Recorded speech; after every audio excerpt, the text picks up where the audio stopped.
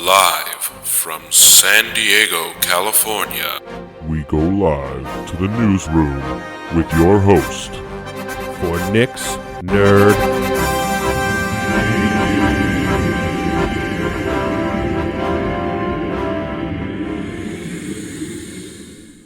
Well, it seems like it's been much longer since our last episode, and it's only been a week. Anyway, folks, welcome back to Nick's Nerd News. I am your host, Nick. We are a week away from Christmas, literally 1 week away from Christmas. I know other holidays are going on as well, so happy holidays to those of you who celebrate Hanukkah and Kwanzaa and whatever else might be going on.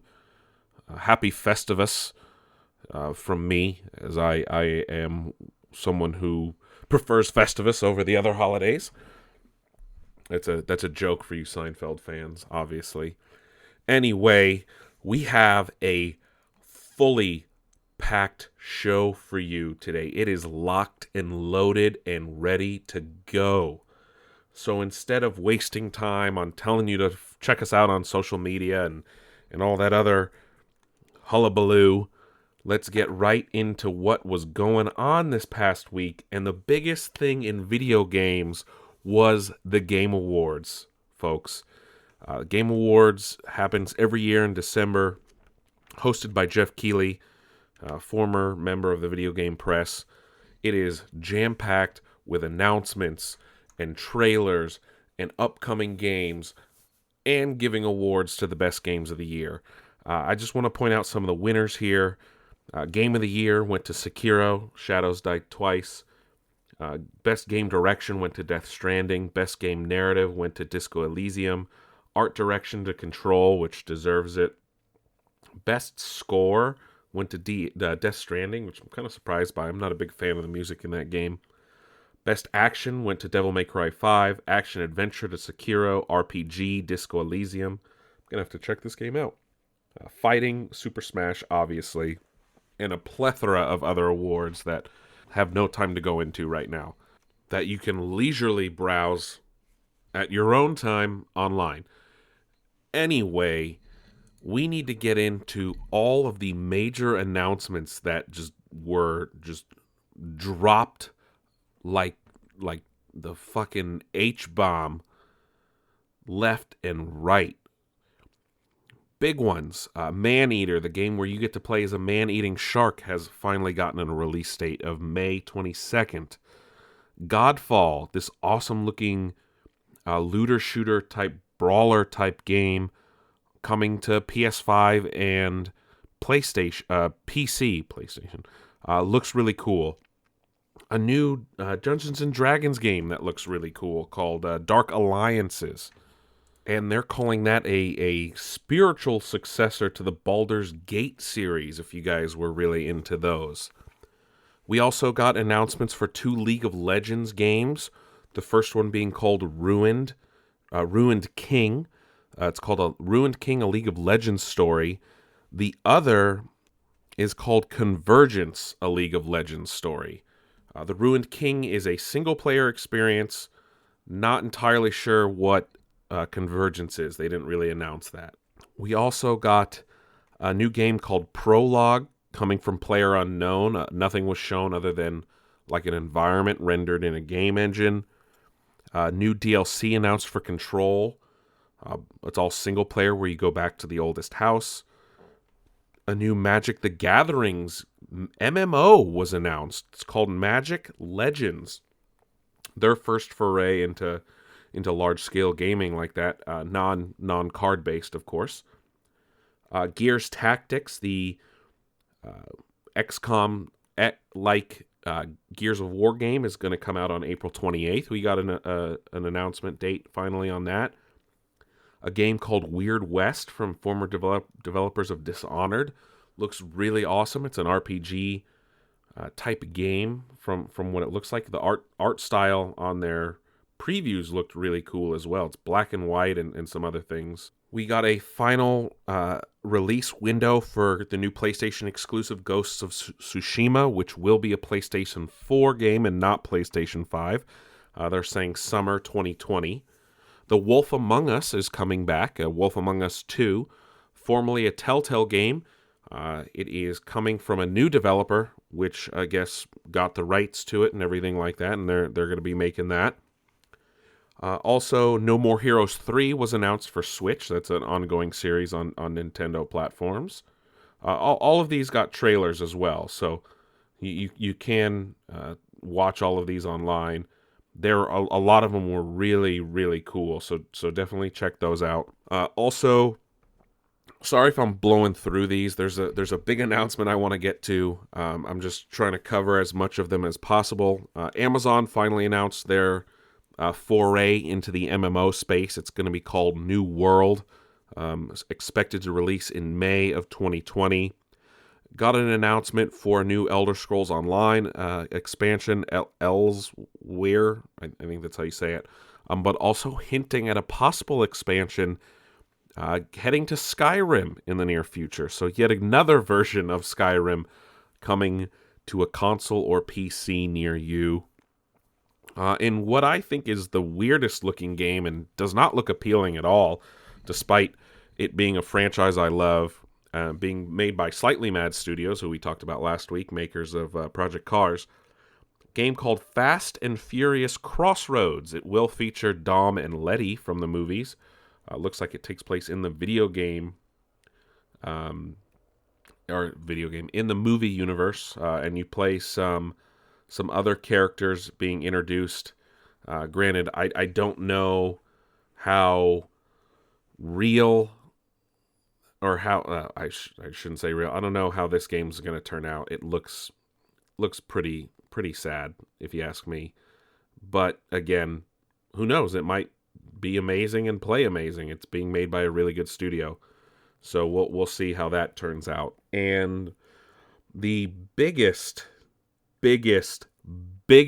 fucking announcement to come out at the Game Awards is the announcement of the name of the next Xbox. Along with that was a trailer for the next Hellblade game, Hellblade 2, Senua's Saga. It was all rendered in engine. That doesn't mean anything other than it's not a cutscene. I mean, it's not a pre-rendered cutscene, which it looks fucking awesome. But anyway, the next Xbox, which is being called Xbox Series X, and they clarified that the name is Xbox, and that particular version of the console is being called Series X. I think Scarlet would have been better in the long run. Granted, they're sticking with just Xbox, which is always good as well. Might cause some confusion next holiday, though, with the Xbox One X, the Xbox Series X, the Xbox One S. Who knows if there'll be another series model next year. But confusion aside, it starts with this awesome trailer about dreams becoming reality and just showing different environments changing and things like this. No price yet, obviously. Phil Spencer was on stage. A new controller shown off. It looks exactly like a Xbox One controller. However, they said there are some minor ergonomic differences. It's a little smaller. The joystick is the same. However, the D-pad is more like the D-pad from the Elite Series 2 controller. And then it also has a new button in the middle, which is a share button. Similar to the share button that already exists on the PlayStation 4 controller, although this is a third button entirely, separate from, the Xbox Dual button and everything like that. But we're going to talk about the design of the console itself. Some confusion when it got first announced because people thought you might not be able to lie it on its side horizontally, but in fact you can. It's essentially a square rectangular box shape, almost looking like a PC tower. A lot of funny memes were like, the console war or console versus PC is getting closer and closer together. They're not much different anymore. I'm butchering whatever I just tried to say, but you get the gist of it. It doesn't look very big either. It looks to be about as wide as a controller, and looks to be as tall as about maybe 2.5, 3 controllers. It's very, very simple, understated. It does have a disk drive, and it's amazing that they're able to fit all of that very powerful stuff into that small form factor, essentially. It does have a very large grill shape on the top for the fan that does light up green. It is a black muted console. It does not look anything flashy. I'm sure special editions will come as we get closer to release. But that is the Xbox Series X, and I think that had to be the biggest bombshell of the week. We still don't know what a PlayStation 5 looks like, though, and I'm sure that will be coming soon. But that's I wonder when they're going to do that, because they did have their State of Play this month and they didn't show anything off. And I wonder if they'll do it early in the next year at a special event. But no pricing on Xbox Series X. No word on if that's the only console they'll be releasing at the time. But it'll be interesting to see what it looks like. We don't know what it looks like in reality. This was just a trailer.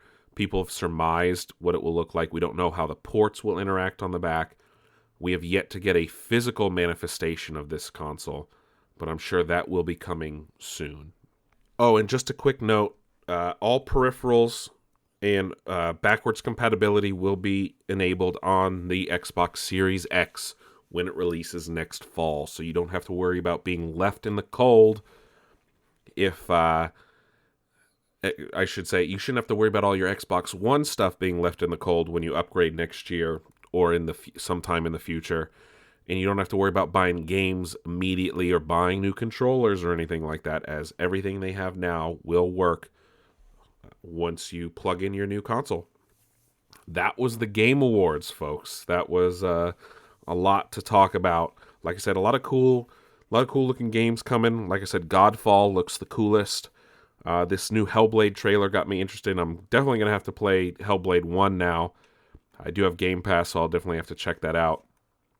And looking forward to some other of these games. I'm still not sold on Ghost of Tsushima just yet, but I'm sure I'll look into it. And Maneater, of course, that game. I've had my eye on that for a couple years. I do want to be able to play as a man-eating shark. Looks fun. Anyway, moving on to some other video game news. We still got a lot going on here. What is this? Minecraft now does have cross-play enabled with PlayStation 4. It was already enabled with PC and Nintendo Switch. Sony finally allowed the bridge to be built across the gap. And if you are playing Minecraft and have friends on PlayStation 4 and vice versa, you can now go ahead and do that. Also got an announcement of a new BioShock game being made by a new studio that 2K formed called Cloud Chamber. They said it will be worked on for the next several years, and don't expect a release for the next several years, so this is probably going to be a next-gen game.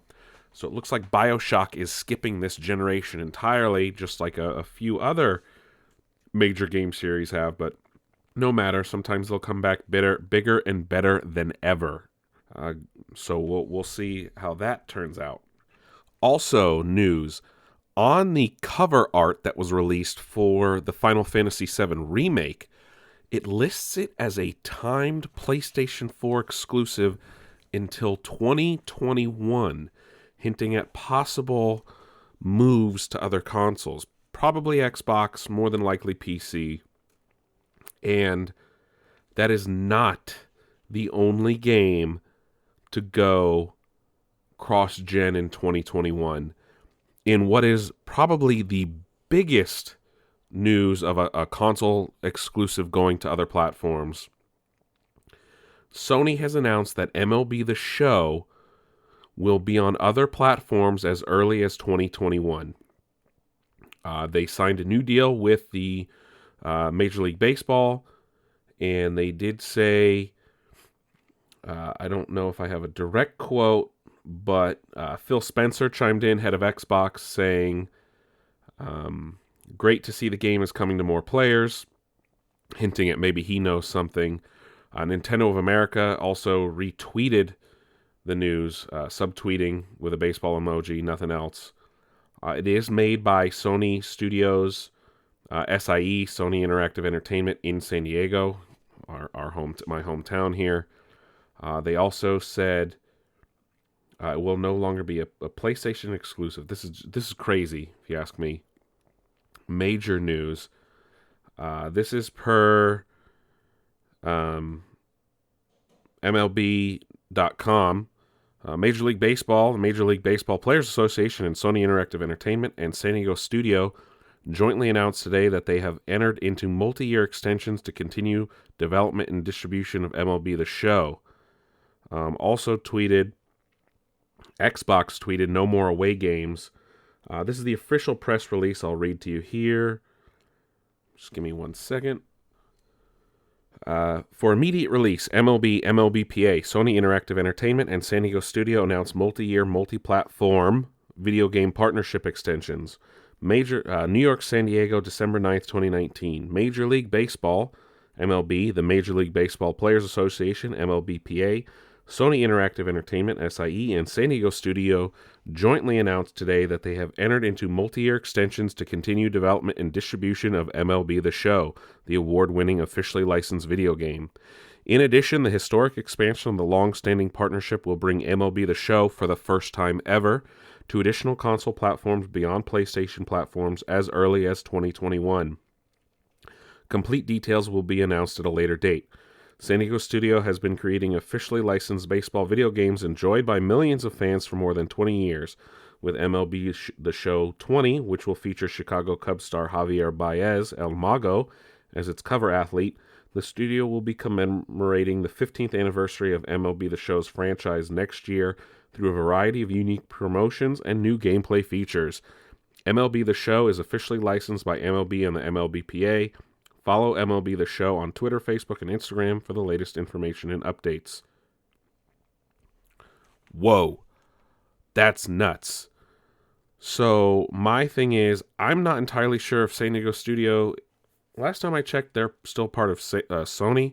I think they used to be 989 Studios, if I'm not mistaken. I'm going to look that up right now so it's SIE San Diego Studio. They also made a couple other games. They were founded, they were pretty much, their predecessor was 989 Studios, former makers of different sports games. They have made a lot of other sports games, NBA for PlayStation, all internal. But lately they've just been doing The Show and nothing else really. They have made some other games, but nothing in a number of years. So it's interesting to see that. I'm guessing the MLB kind of forced that. I don't see... Yes, baseball games are a big seller, but you don't see The Show selling as well as NBA 2K or Madden NFL or FIFA. So this is probably the MLB kind of saying, hey, you guys make the best baseball game. What do we have to do to get it on other platforms so we can sell a lot of copies? And yes, PlayStation is the number one selling console. Yes, PlayStation 4 has the most consoles out there, but that's worldwide. And baseball is really only big in Japan, the US, and Latin American countries. Baseball is not big in Europe. Xbox does have a large following here in America. It's one of the few places it sells very well. Obviously not as well as PlayStation, but if they can get that game onto the hands of gamers on Switch and Xbox in the US, they can definitely push a lot more copies out the door. I welcome this. Granted, I've had a PlayStation 4 for a number of years. I can always play The Show there. But it's always nice to see a sports game like this come into other consoles, because it sucks because Xbox hasn't had a good baseball game in a very, very long time. And it's nice to see a lot of those people finally get the opportunity, because not everyone can afford to own both consoles. Sticking on the PlayStation wagon here for a little bit, they had their PlayStation State of Play, which is similar to what Xbox does with their live stream that they do like every other month. We did get some announcements here. Untitled Goose Game is coming to PS4. And actually, by the time you guys are listening to this, it will actually be live. You'll be able to get it.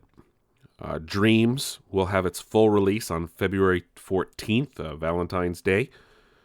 That new Media Molecule game. Got a new trailer for the Kingdom Hearts DLC, Remind. It doesn't seem to button up any story points at all.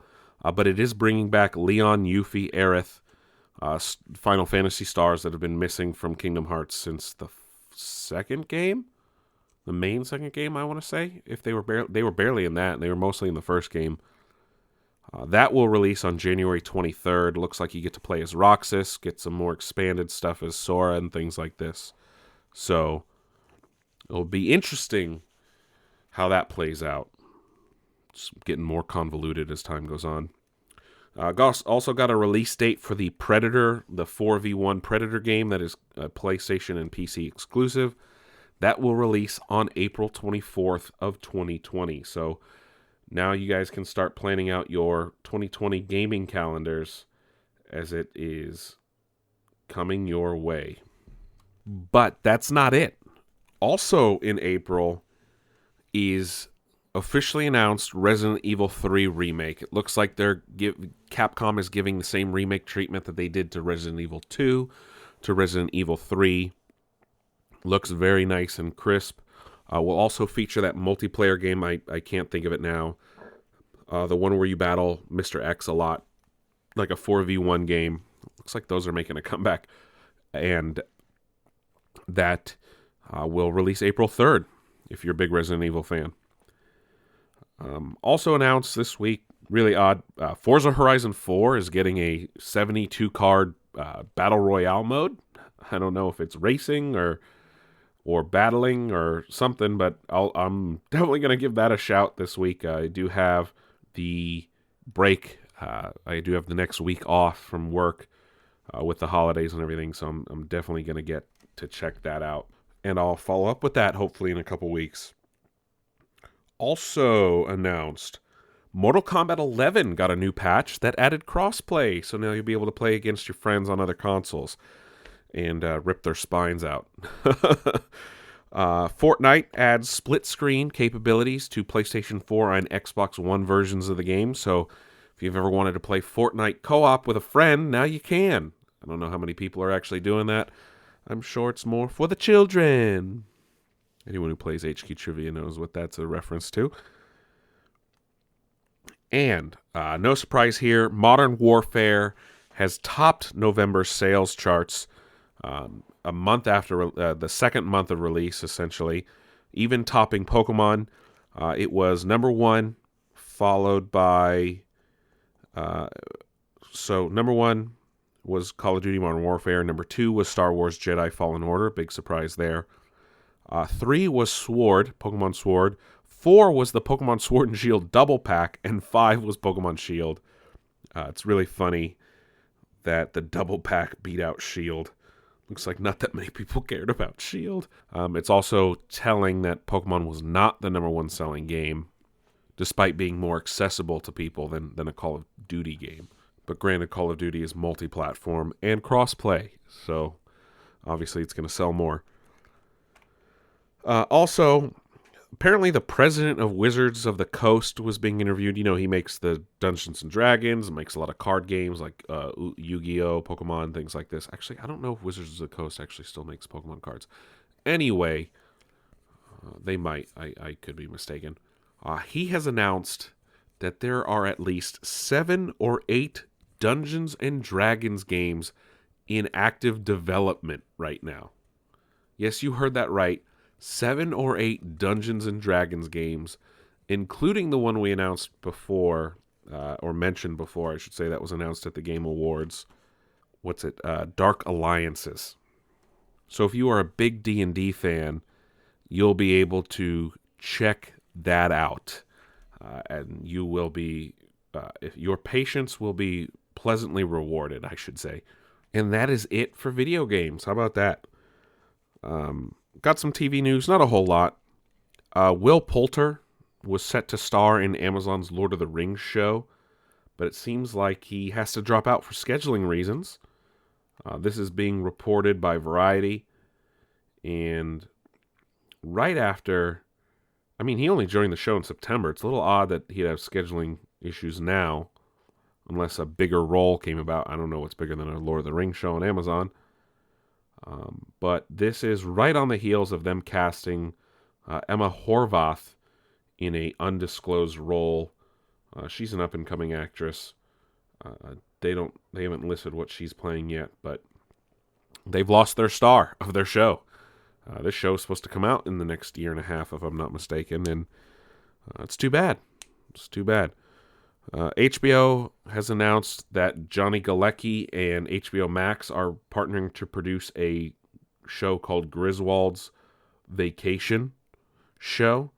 No word on if he would return to play Rusty, as he did in Christmas Vacation, perfect timing, or if it was just a producer role. Hollywood Reporter says the series would be set in the suburbs of Chicago, focus on the daily lives of one of America's favorite families.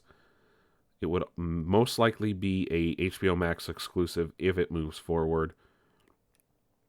No word yet on if Chevy Chase, Beverly D'Angelo would return.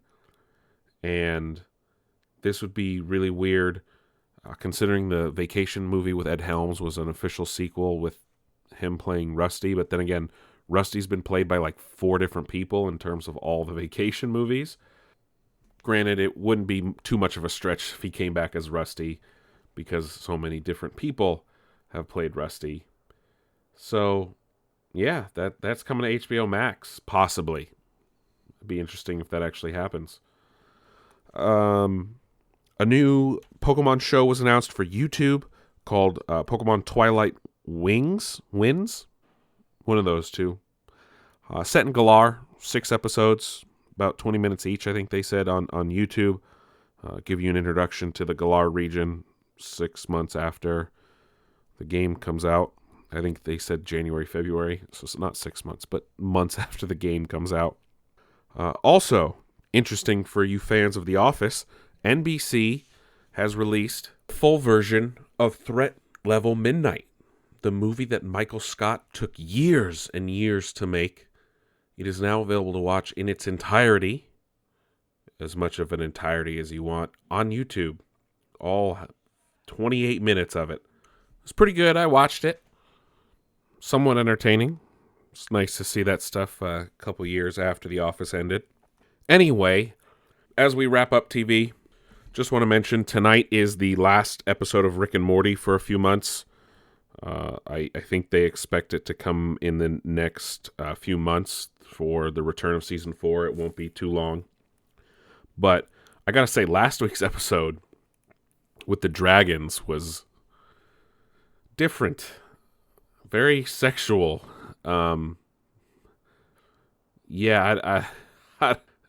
Different. Very different. I'll just say that. It was good. I didn't hate it as much as people dragged it on critic-wise and things like this, but it wasn't the best Rick and Morty. I'll say that. But what really went down last week were the first 3 episodes of Crisis on Infinite Earths on the CW, their annual crossover event, and they were really awesome. I really enjoyed seeing all the heroes come together. A lot of the cameos that were announced tended to just be the opening cinematics showing their different Earths being destroyed, like Robert Wool and Earth 89, which is a version of Batman from 1989, the Tim Burton one. He reprised his character from that movie. Birds of Prey, and the Titans were shown off, as well as what was the other show? I can't think of it now, but a lot of the cameos were basically just there to show, like, hey, those Earths existed. Now, the major cameos, though, and returns, somewhat, I should say, it's not super big. Tom Welling back as Clark Kent from Smallville. His was an interesting story, that's for sure. Where Oliver Queen ends up is another big doozy of a thing. I did not expect his end to come when it did. I don't want to spoil it too much for people who haven't watched just yet. The Lucifer cameo was way better than I expected, and a welcome addition. He lives on Earth 666, and it seems like he has a history with John Constantine and knows about the multiverse, as he does say, "John, what are you doing on my Earth?" And I really hope they explore that more, because I know Lucifer's ending on Netflix with season 5, But if they could find a way to bring him in other ways and keep him as Lucifer, Tom Ellis is his name, I would totally welcome that. Maybe not join the Legends, but have him involved with Constantine in some capacity would be very, very interesting to me. Also, Brandon Routh as Superman again is amazing to see. And then his interactions with him playing Ray Palmer as the Atom are really funny as well. Like, they have them in scenes together, and it's like, oh, look at that. They look the same. That's really cool. The way they brought Black Lightning in was really great as well. It's interesting to see his interactions with the Flash and everything like that. I'm very excited to see where this will go. Unfortunately, we have to wait until middle of January. But hey, that allows us to simmer and watch some other big stuff like Star Wars coming out in the next couple weeks and The Witcher and get those out of the way. But I really enjoyed the Crisis episodes so far. They're not entirely what I expected, but it also gave some closure to some old DC shows that have had some representation in the episodes. Lex Luthor is getting more of a ploy than I expected in the shows. Oh, and then I forgot to mention Kevin Conroy's turn as a live-action Bruce Wayne. Very interesting. Did not expect it to go the way it did. And I'll say this, he played a little bit of a version of a Justice Lord character, surprisingly. But I, for one, wish he had a little bit more time in the shows. Granted, it was nice to see him, though, finally play a live-action version of what of him having been known as Bruce Wayne for a long time. He did do the voice of old Bruce Wayne from Batman Beyond, so it was interesting to hear that version again. Overall, though, I really enjoyed the Crisis so far.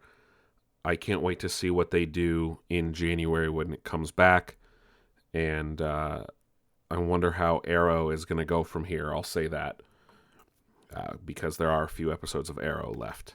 But that's it for TV. A little bit of a short week there on TV news. With a new month coming, though, as always, we do talk about Netflix. Leaving Netflix this month at the end of this month, I should say, is probably or in January, I should say, is like the shortest list of leaving Netflix I've ever seen. Granted, there's more than what I'm going to mention, but Friends leaves December 31st. Remember that. Mark Maron, his show that was on IFC, seasons 1 through 4, leaves on January 12th. All the Spartacus shows leave on January 31st. Zombieland and American Psycho. We do have a bit longer list, though, coming to Netflix. And again, these are just ones that I like. Catch Me If You Can. One of my favorite Leonardo DiCaprio and Tom Hanks movies. Separate, not just them. That's the only movie they do together. It's one of my favorite Spielberg movies as well. Chasing Amy, part of the View Askew-niverse, January 1st. Ferris Bueller's Day Off. Patriot Games. This is interesting because The Fellowship of the Ring just left Netflix, but Two Towers and Return of the King are returning in January. Tremors is coming to Netflix on the 1st. Ghost Rider, Harold and Kumar Go to White Castle, Kill Bill Volume 1 and 2, the first 2 Teenage Mutant Ninja Turtles movies, Naked Gun 1 and 2, and then BoJack Final Season Part 2 returns on January 31st.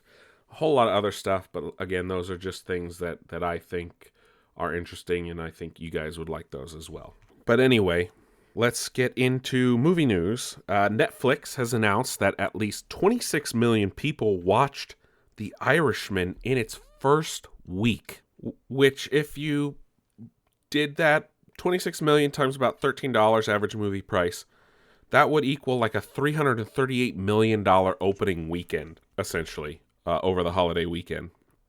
That's nuts, man. Especially for a Scorsese movie. That's crazy to think about, but that's good, too. That means people wanted to watch it. I've yet to check it out. I haven't really had 3 hours to sit down and watch a movie. I plan to soon. I love Scorsese, and everyone said it. If you love all his mob movies, you'll love this one. So, can't wait to check it out. Got the new trailer for Ghostbusters Afterlife. It's essentially just nostalgia porn at its finest. It's hinting at the main family of the movie will be relatives of Egon, who was played by Harold Ramis, who passed away a number of years ago. Paul Rudd looks to be a teacher who was obsessed with the Ghostbusters in the 80s, so this is a true sequel. And I can't wait to see another trailer. It is still set to release next year.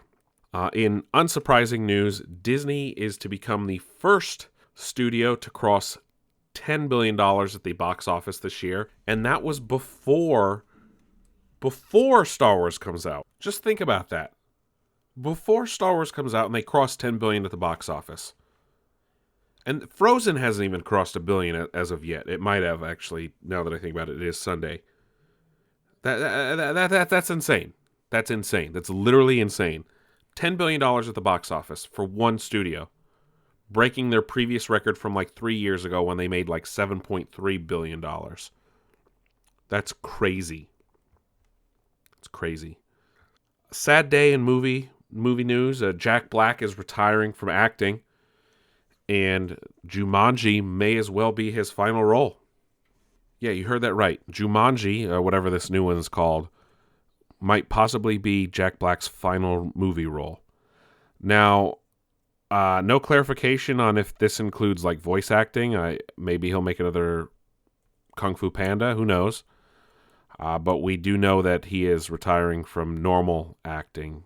And it's too bad. I like Jack Black. I like Jack Black a lot. Always have. Always will. Rig-a-goo-goo, rig-a-goo-goo. You know, some classic Jack Black noises. DC and Warner Brothers, I should say, more than DC. Warner Brothers has announced a slew of release dates for their upcoming movies. Shazam 2 is set for April of 2022. The Flash is set for July 1st of 2022. So that movie is finally coming out after many, many, many delays. I don't even remember who's directing at this point. They also announced a couple other things, but we'll get to that in a second because that's a bigger deal. Some sad news, though. Apparently, the studio that was involved in redesigning Sonic for the Sonic the Hedgehog movie has had to shut down. It's unfortunate. I mean, they just completed all that work, and unfortunately, it still wasn't enough to keep them afloat. So hopefully, they get new gigs. I mean, if they did work like that, they'll be able to find work elsewhere. I guess it was their Canadian office, though, up in, I think it said Toronto or Vancouver. Vancouver.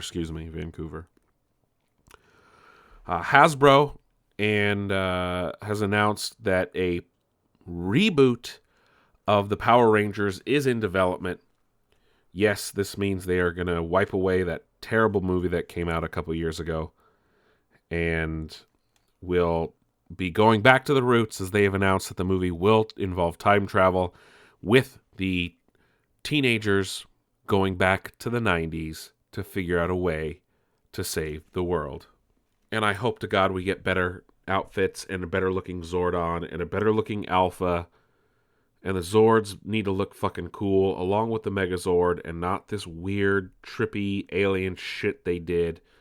Don't get me wrong, the actors were good in their roles. They didn't come off as teenagers with angst or whatever, they're teenagers with attitude or whatever they called them. And please just find a way to work in the Power Rangers theme song in a better way than what they did in that movie. That's all I'm asking. The one that is allegedly done by Eddie Van Halen, you know, that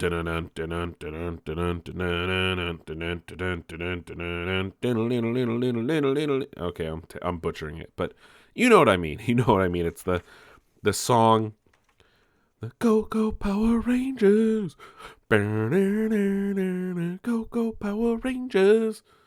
That one. Please bring that back.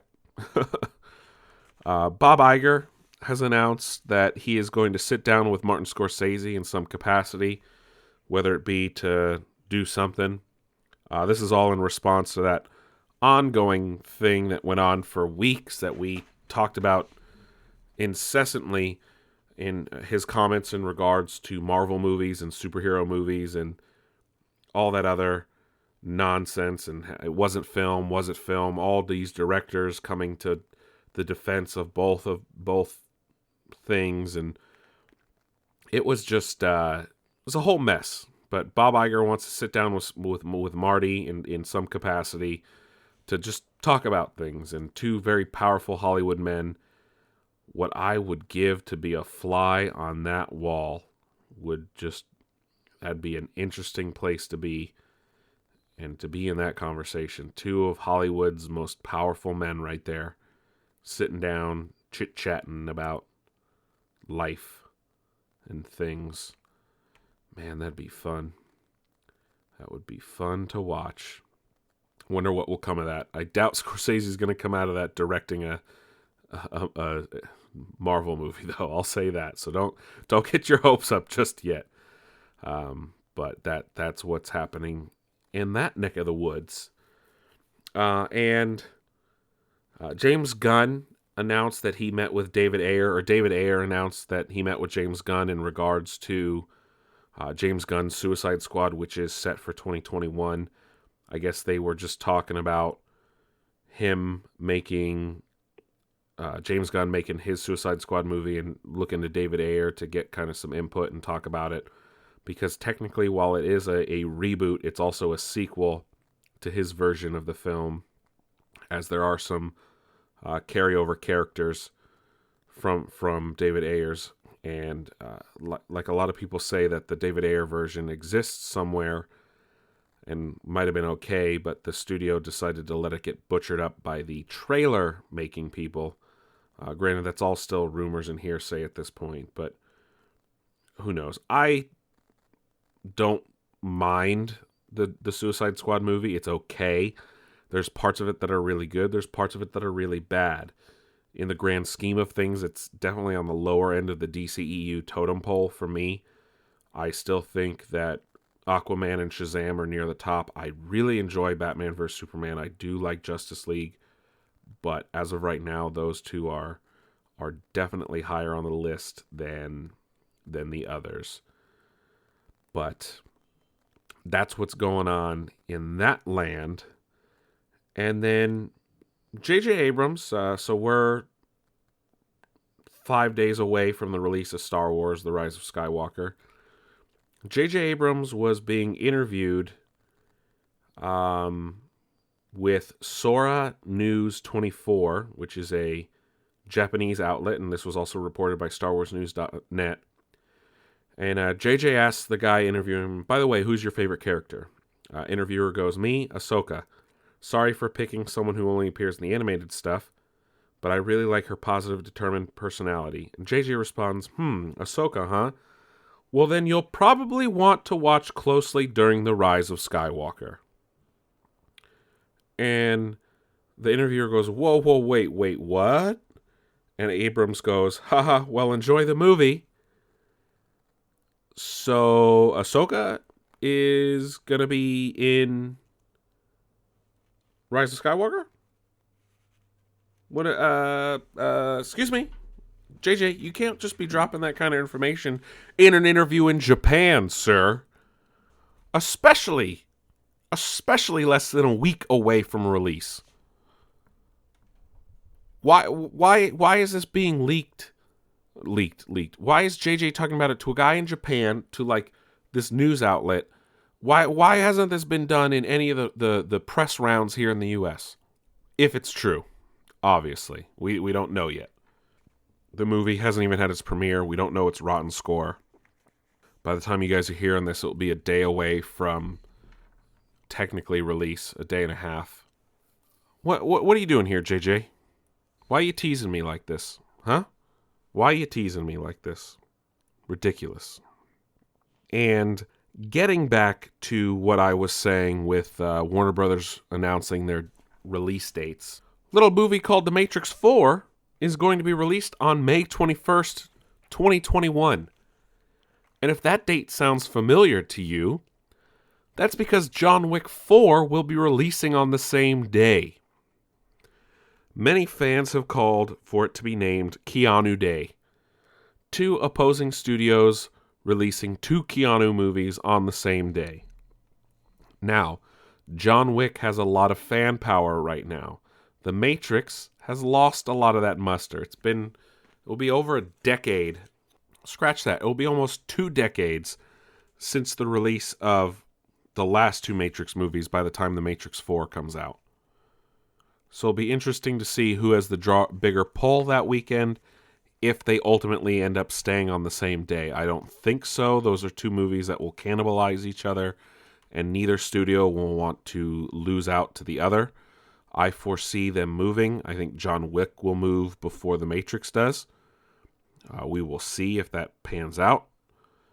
But that is definitely something to keep your eye on in 2021, in a year and a half there. And speaking of sequels, rumors are now starting to swirl that a Scream 5 might be in the works.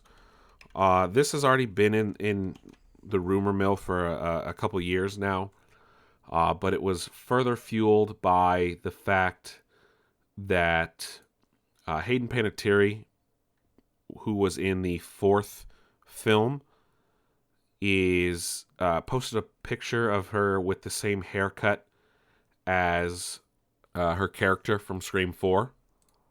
So now people think that she's filming Scream 5. No word on if that's true. Scream 4 came out in 2011, so it's been about 8 years. And that's definitely something... what's going on here? 2011. I wonder if they will make another one. It was... obviously didn't make as much as the other ones, but it's not... it made its money back, so it's not a failure per se. It didn't do well, though. But hey, I can't wait to see if they do that. I've always loved the Scream franchises. It's one franchise. I've loved the Scream movies. They're super meta. That's what I've always liked about them. It's they make fun of the scary movie genre. It's a commentary on the scary movie genre in general, and that's why I very, very much enjoy it.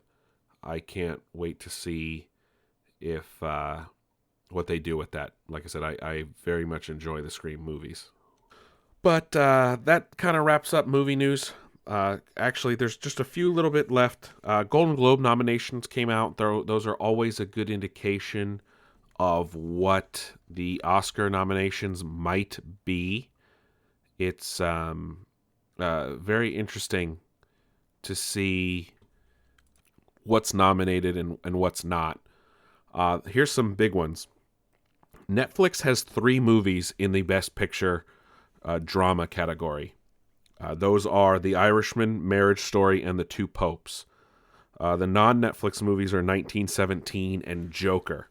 Okay, so that's a big deal right there.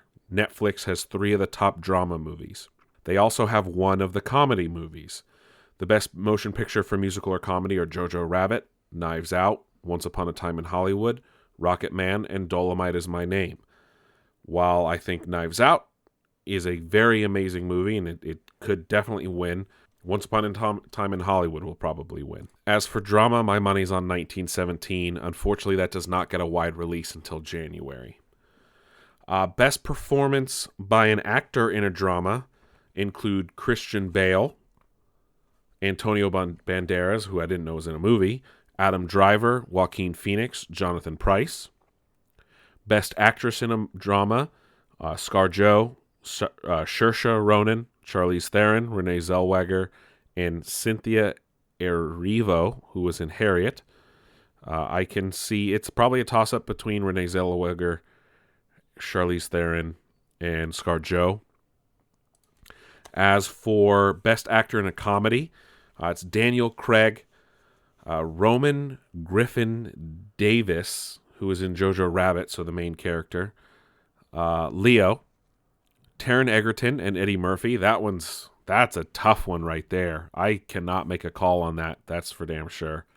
And then Best Actress in a Motion Picture Comedy is Awkwafina, Cate Blanchett, Ana de Armas in Knives Out, Beanie Feldstein, who was the star of Booksmart, and Emma Thompson for Late Night. Again, I think this might be between...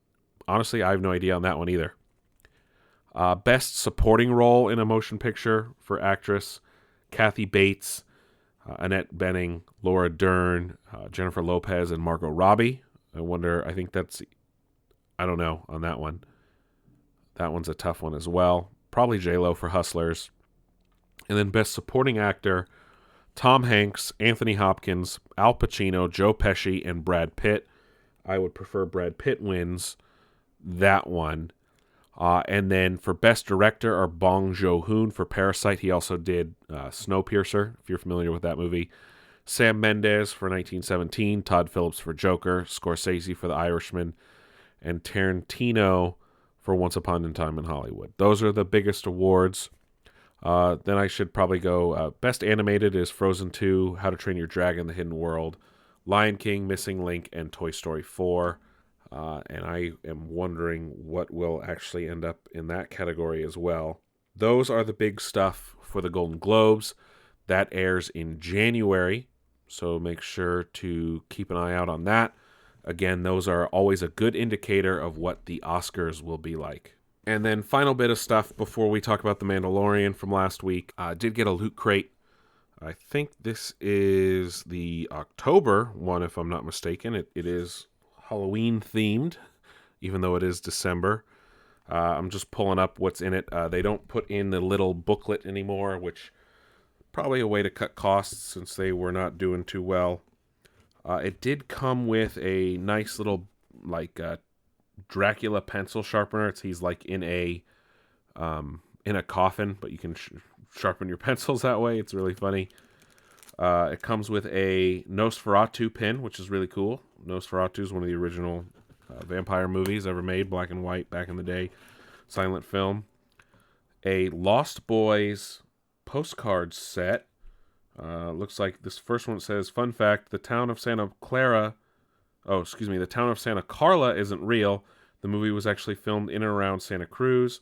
The town's iconic beach boardwalk provided the backdrop for several scenes. It also came with a tote bag, and I'm failing to remember what is on it right now. Wait, never mind. It's right here. It's a black bag, and it's got Night of the Living Dead. Oh, the original Night of the Living Dead back from the 70s. And then it also came with a shirt that says Dead, but it's a Deadpool shirt. And it's got a little kid Deadpool playing with chalk. And it says, oh, hi, I didn't see you there. So even though it's Halloween themed and kind of spooky stuff, it's got Deadpool as well, which is always fun. I'm always digging Deadpool stuff. So that's Loot Crate. And to cap off this week's episode, we review The Mandalorian, as always. This was Mandalorian episode 6. There's just 2 more left until the finale.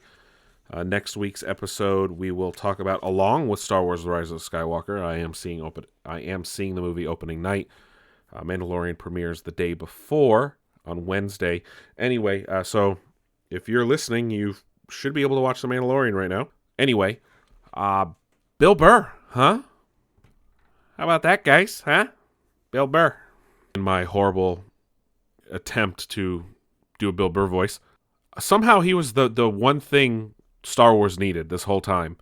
And he doesn't even do anything crazy. He just is Bill Burr as a bounty hunter in Star Wars. And somehow that's perfect. And there's this hilarious line where someone's talking about how he's used to be the best sharpshooter in the Imperial Army, and the Mandalorian corrects like, oh yeah, that's saying much. And he turns around, Bill Burr turns around and says, I wasn't a stormtrooper, you wise ass. Like, oh my God. And just like every other thing with him in the episode, best thing in the episode, by far, was Bill Burr. Clancy Brown's in it as well. And then an actress, can't think of her name, but she also played Tonks in the Harry Potter movies. She plays a Twi'lek female who's really cool. Interesting take on an episode. They infiltrate a New Republic prison ship to rescue someone.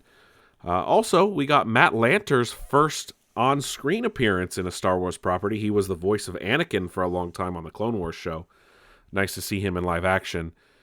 Now, if we can only get a live action appearance of James Arnold Taylor, the long-time voice of Obi-Wan Kenobi on Clone Wars as well, we'd now have the duo both on screen in some capacity. Other than that, the episode, a little slow. Different take on the Star Wars universe, that's for sure. I, for one, very much enjoyed it, just mainly because Bill Burr, and it was a different take on things that you don't really expect to see in a Star Wars show. A little bit more comedy, a little bit more adult themes. It's hinted that the Mandalorian and the Twi'lek female have a past and a history. But other than that, I very much enjoyed the episode. It was a big departure from last week's fan service episode. It is unfortunate, though, that a lot of these cameos have been kind of short-lived. Granted, there's 2 episodes left after this, so that could change. I doubt it, though. But that is something I hope we can see more of these people in the next couple episodes, if possible. I would really like to see Bill Burr back in some capacity. Maybe he only did 1 episode for season 1. If they bring him back for another episode, I am totally 100% on board with him coming back. Hell, even if you do a spin-off with him, like, sign me the fuck up. I'll take it. Because his character was great. Like I said, I love Bill Burr, and he's one of my favorite comedians. But like I said, somehow this is exactly what Star Wars needed. And him playing just himself as a bounty hunter was fucking perfect. Like, I just give me that all the time. That's how good it was. But like I said, it's a very somber episode. Not somber, but it's different from what you expect. Dave Filoni, the creator of the Clone Wars and Star Wars Resistance and Rebels and stuff, and part of this show, actually has a cameo. So does the director Rick Famuyiwa. I can't say his last name. He's directed a couple episodes of The Mandalorian, some big movies, Dope. He almost did The Flash. And then can't think of her name, but she's directed an episode of The Mandalorian and will be directing the entire Obi-Wan series. They were all in the episode as New Republic pilots, so I really, really enjoyed seeing them. But other than that, that's it for Nick's Nerd News this week, guys. Thank you for stopping by. As always, check out nicksnerdnews.com. There you can find links to all our social media pages. Or you can see all of our social media in one handy-dandy place.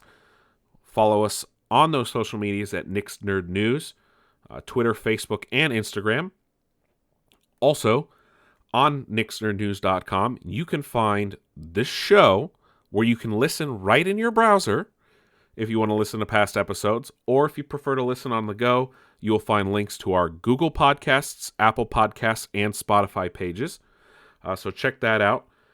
In the new year, I do hope to make some changes on the website just to bring some more stuff. I did start it just about a year ago, and I've really dropped the ball on that, and that's on me. But hopefully things will change in 2020, new decade. Next week, be on the lookout. I will end the show with a review for The Rise of Skywalker, and also be talking about The Mandalorian, as well as a recap, if you will, of 2019. If I don't fit that in though into next week's episode, as it will be Christmas Day, maybe it will just be a Star Wars focused episode. At least come the new year, as the episode following that will release on New Year's Day. It will be a recap of 2019, my favorites, my tops, 10s, things like this. And possibly, if we can fit it in, a top 10 of the decade. If not, we'll find a way to work that in somehow in the next few weeks in the first episodes of 2020 as a new decade begins, folks. We are on the precipice of a new decade in the 21st century. And on that note, we have come to the end of this week's episode. Thank you guys for sticking it out. Like I said, it was a long episode. We had a lot of stuff to talk about. Otherwise, I will catch you guys on the flip side. Happy holidays, and I will see you on Christmas Day.